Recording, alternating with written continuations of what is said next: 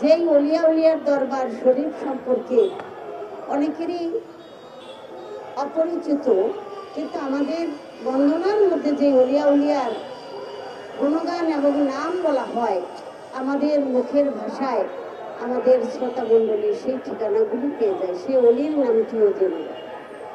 তাহলে আমরা এক পর্যায়ে যারা বাউল বিচার গান করে থাকি, সংস্কৃতি করে থাকি, আমরা অলিয়া উলিয়া এবং মাজারের প্রচারক। তো যেখানে অলিয়া উলিয়ার মাজার ভেঙে ফেলে যারা, আর আমরা তার প্রচারক, অতএব এই দৃষ্টিকোণ থেকে আমরা এই ব্যাপারেই তাদের একটা প্রতিপক্ষ, প্রতিদ্বন্দ্বী এবং শত্রু হয়ে গেছে। মূলত এইটাই কারণ, তারা ভাঙে আর আমরা অলিয়া উলিয়ার গুণ এবং কেরামতি আশ্চর্য যেই ঘটনাগুলি সেগুলি আমরা তুলে ধরি।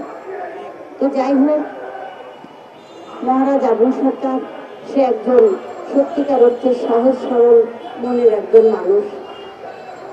তার কথা আর কি বলবো, আমি আমার বাউল মনের থেকে তাকে যাচাই বাছাইয়ের মাধ্যমে দেখেছি যে তার ভিতরে একটা সুন্দর মানবতা এবং সুন্দর আলোচনা, কথাবার্তা, সবার সাথে সে সরল মনে কথাবার্তা বলে। তো সেই মানুষটাকে তারা একমাত্র মাজারের পক্ষে আমরা কথা বলে থাকি, অলিয়া উলিয়ার গুণগান করে থাকি, সেই কারণটা তুলে ধরে তাকে গ্রেপ্তার করা হয়েছে।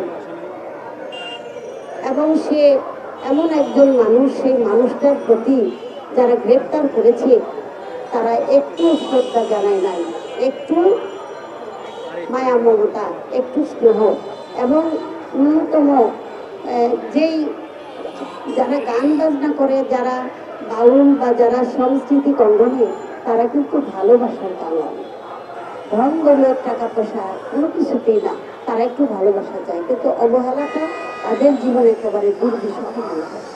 এইখানে দাঁড়ানো আমাদের জন্য এবং ক্ষোভের কারণ, মর্যাদা এবং তার মত প্রকাশের স্বাধীনতা, এই ব্যক্তির অধিকার, ব্যক্তির মর্যাদা ক্রমাগত 5ই আগস্টের পর থেকে হরণ করা হয়েছে। এর আগে আমরা এক ধরনের ফ্যাসিস্ট শক্তিকে দেখেছি, ফ্যাসিস্ট শক্তির নেতৃত্বে ফ্যাসিস্ট রাষ্ট্র ব্যবস্থা গড়ে ওঠা দেখেছি।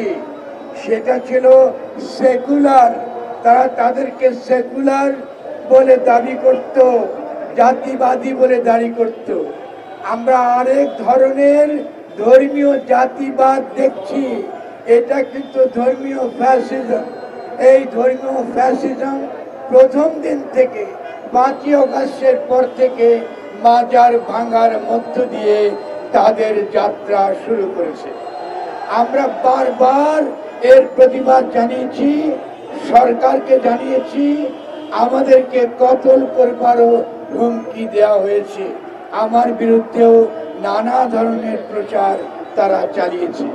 আমরা সরকারকে বলেছি যে আপনাদের যে চেষ্টা, আপনার এই গণঅভ্যুত্থানের পরে জনগণের কাছে আপনাদের যে অঙ্গীকার, সে অঙ্গীকার যদি আপনারা রক্ষা করতে চান, তাহলে সবচেয়ে গুরুত্বপূর্ণ হলো মানুষের ব্যক্তির মর্যাদা, ব্যক্তির অধিকার, তার কথা বলার অধিকার, তার সাংস্কৃতিক অধিকার, তার বিভিন্ন বিষয়ে তার মত দেবার অধিকার নিশ্চিত করা।